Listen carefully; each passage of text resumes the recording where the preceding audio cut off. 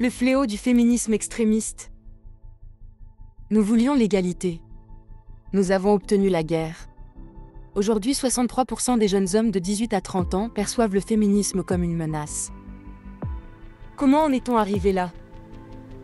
Et si l'extrémisme féministe était en train de détruire ce qu'il prétend défendre? Le féminisme extrémiste, c'est la volonté de supériorité, comme si l'on cherchait à remplacer le patriarcat par le matriarcat. C'est aussi la diabolisation systématique, où l'homme serait le grand responsable de tout ce qui va mal. C'est enfin l'exclusion, le rejet des hommes, des femmes trans et des voix modérées. On retrouve ce basculement dans la culture populaire, par exemple dans la série The Handmaid's Tale, qui inverse les rôles pour dénoncer l'oppression, ou dans certains mouvements actuels qui prônent la séparation et la confrontation. Dans la réalité, cela a des impacts concrets sur nos vies. D'abord, les relations amoureuses sont brisées. On oublie que dans l'intimité, hommes et femmes sont complémentaires, pas identiques. L'extrémisme nie les différences physiologiques et cérébrales, créant des attentes irréalistes et des frustrations. Ensuite, le bonheur devient impossible à atteindre. La pression à être une féministe parfaite force de nombreuses femmes à cacher leur malaise derrière un sourire. Et selon une étude récente, 42% des féministes radicales déclarent un mal-être chronique. Enfin, il y a l'instrumentalisation politique. Certains groupes extrémistes utilisent le féminisme pour cibler d'autres minorités, comme l'islam ou les migrants, ce qui détourne la cause de son objectif initial.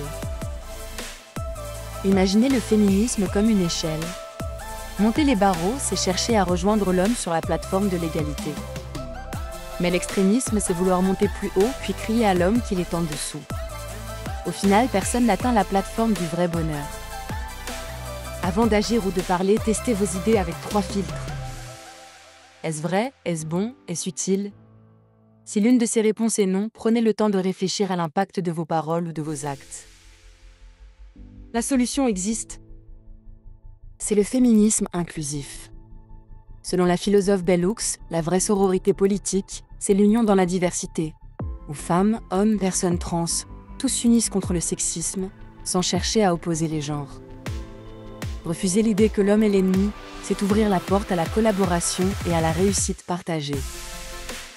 On le voit dans la série Big Little Lies, où la solidarité féminine ne s'oppose pas aux hommes, ou dans Filles de ses œuvres, où Madame C.J. Walker devient millionnaire avec le soutien d'investisseurs masculins.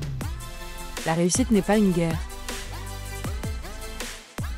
Essayez le défi des 24 heures sans extrémisme, remplacez les hommes sont, par certains hommes, et célébrez chaque jour une réussite masculine autour de vous.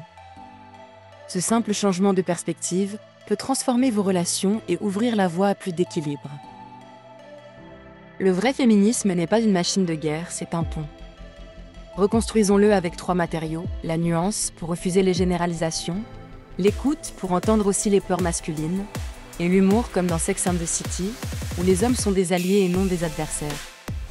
Parce qu'une société en guerre contre elle-même ne sera jamais heureuse. Si ce message résonne en vous, partagez-le avec quelqu'un qui confond encore féminisme et combat contre les hommes. Engagez-vous pour un féminisme inclusif, commentez et faites entendre votre voix. Le bonheur n'est pas une victoire, c'est un équilibre. À bientôt, c'était Human Connection Hub.